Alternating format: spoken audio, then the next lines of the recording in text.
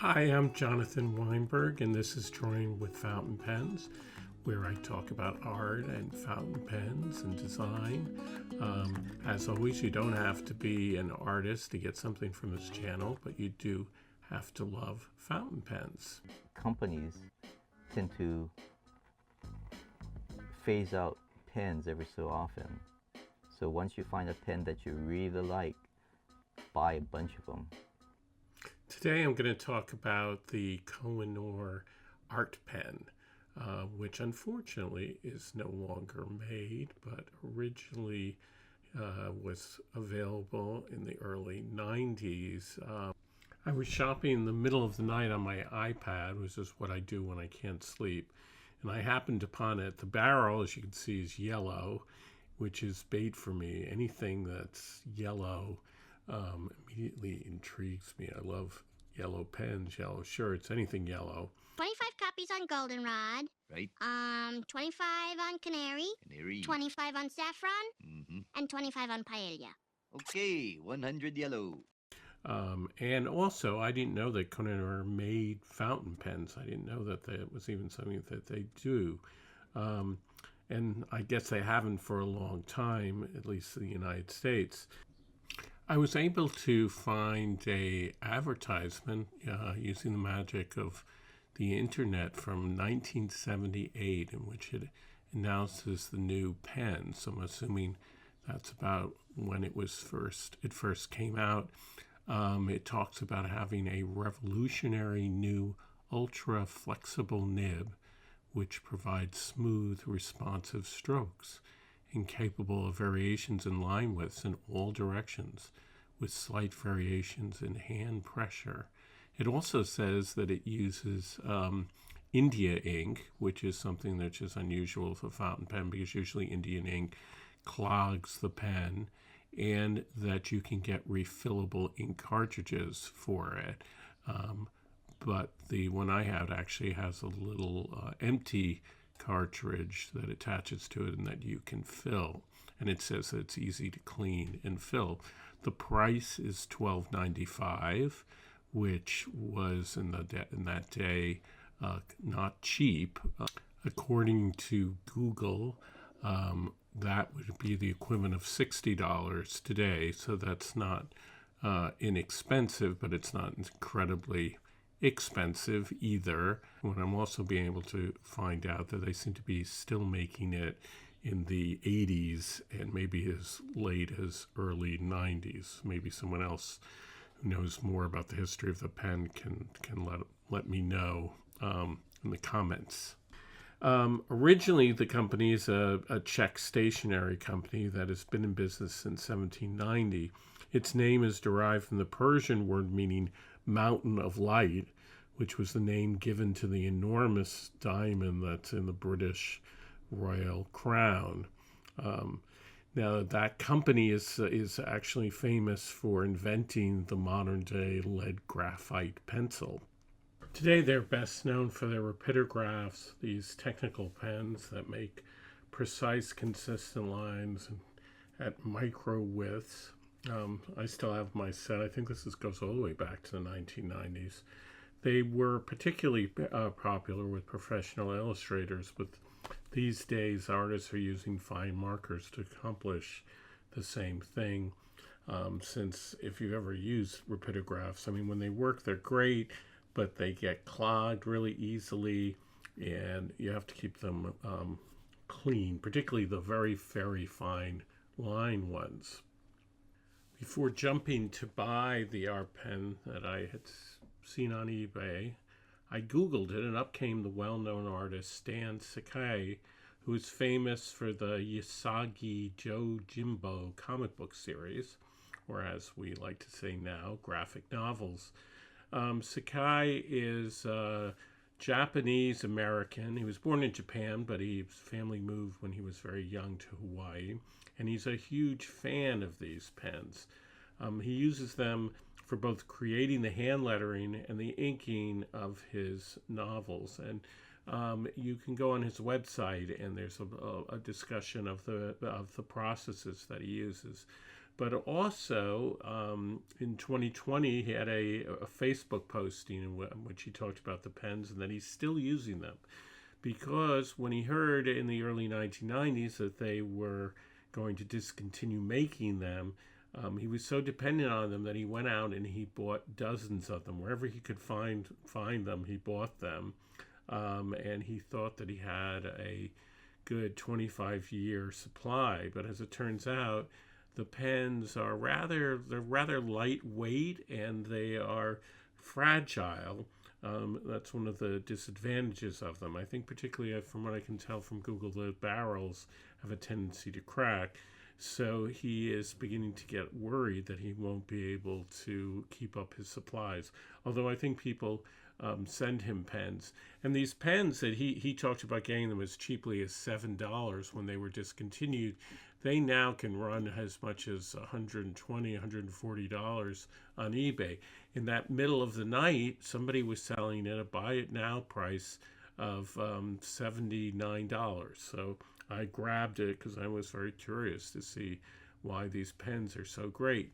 They're so cool, according to Stan Sakai, that when one of the nibs inadvertently went into his sink drain, he actually called a plumber to fish it out. So I thought that sounded pretty good. Now, why is he such a fan of this pen? Well, it's because of the nib. Here, I'll show you. It looks gold, but it's actually just gold plated. And as you can see, it's a fountain pen. But it is very flexy. It is a very flexible nib. Remarkably flexible nib. When you write with it, it reminds me of a Waterman 52, a vintage Waterman 52 pen. Now, why is that so cool? Well, people who are new to fountain pens might have heard that this is sort of the holy grail, to have a pen that has wonderful ink flow and a flexible nib that allow you to write with extra fine to broad. That's what we all long for. And it's something which seems to have been easy to do pre-1930s. So many pens, particularly Waterman pens, but a lot of pens from other companies by Parker and Schaefer, a whole range of companies had this flexibility to their nibs. And so they could write with different line widths just by gently pushing on the pen, and that they had no trouble keeping up in terms of the ink. But for various reasons, which I won't go into, but fountain pen design changed and there became a greater emphasis on reliability of nibs because they were competing with ballpoint pens. They didn't want pens that would leak ink, and they wanted to be able to travel with them, etc. And people also didn't want to necessarily spend the amount of money that they would have to spend for 14 karat gold. Whatever the reasons are, manufacturers stopped making nibs that had this kind of flexibility. But clearly, somebody at Koh-I-Noor was engineering these nibs, and very affordably. This was not an expensive pen. And the thing about this pen is that it keeps up. In matter of fact, if I had one major criticism of it, is that it's almost too wet. I originally was trying to write with it in my journal, and it was so wet that it was feathering. So I switched from Takisumi ink to Noodler's No Feather. And I have to say, it was a great test of Noodler's No Feathers because it just stopped feathering. So that's interesting. It was designed like a rapidograph. So if I open it up, it has this little inkwell, and it does not use a converter. And the whole engineering of it is very similar to one of their rapidographs. It even comes with the same little O-ring that you can use to take it apart and to clean it, which you use on a rapidograph.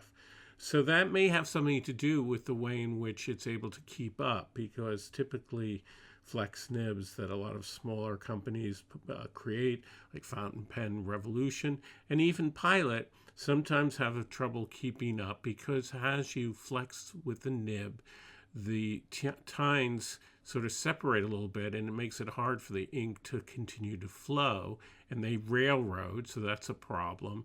Or they're giving up so much ink that it just doesn't keep up.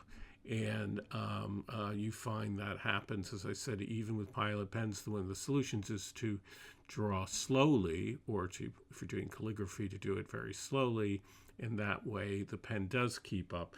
But here, at least in my experience, limited experience, because I've gotten the pen fairly recently, you do have no problem for the pen to keep up. So is this sort of the missing link of pens? Is this the pen that we should immediately go out and copy? Well, maybe. I hope that maybe somebody will look at this video, and maybe it'll give them ideas to maybe re-engineer a pen or figure out what it was that Koh-I-Noor was doing that was so great. If I had my dream pen, though, one thing that I would do differently is I would make this pen considerably heavier. It is a very light pen, which I think has to do with its fragility, since, as we know, Stan Sakai is going through them quickly, and I think that has to do with how thinly made these are and cheaply made they were in terms of the plastic of the barrel. So how much does it weigh? Just 9 grams. That's with the cap on it. If you don't post it, it's just under 7 grams. In terms of size, it's a little under 5 inches.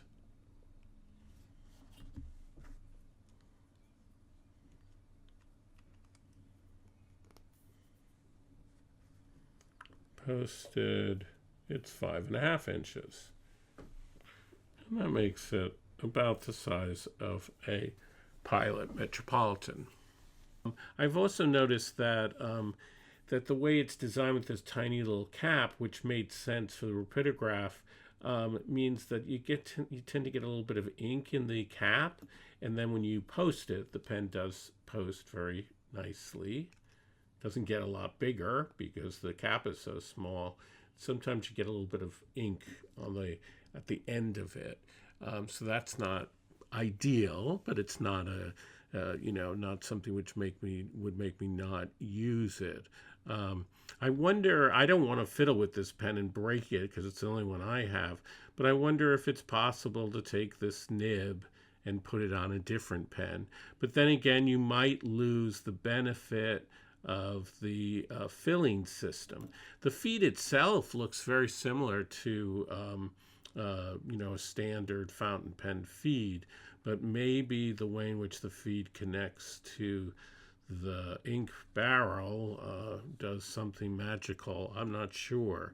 I mean, what really seems magical about it is it's not just that the nib flexes, but how easily it flexes and how bouncy it is and how easy it is to go from a thin line to a thick line. So I'm going to do a writing sample, and then I'm going to do a drawing of rhododendrons. They're just amazing rhododendrons this year. I've never seen anything like it in New England. As always, if this is useful, please subscribe. Also, if you've had experience with this pen, let me know why you think that if you think it's so great, or is it overrated? What do you think is the reason the nib writes so well? It is, let me point out one thing, it's a steel nib. It isn't 14 karat gold, and yet it has the sort of bounce and satisfying quality of a 14K vintage flexible nib. How do they do that? Koh-I-Noor.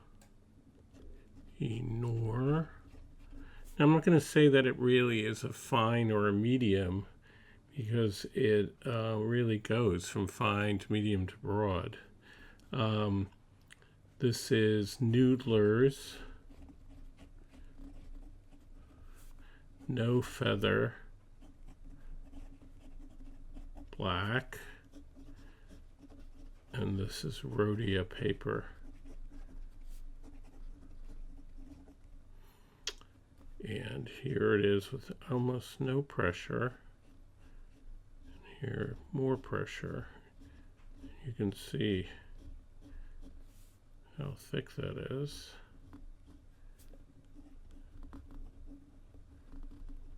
You can see I'm getting quite a lot of line variation.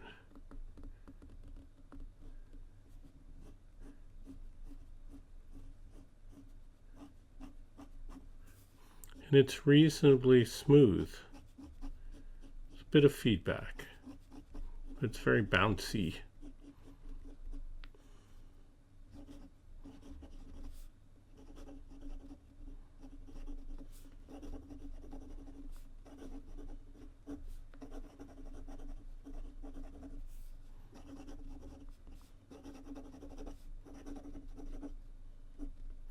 Now, the thing about it is that for writing, getting a lot of variation very easily, but the pen itself is very light, too light for me, so for a writing pen. And it's very, very wet.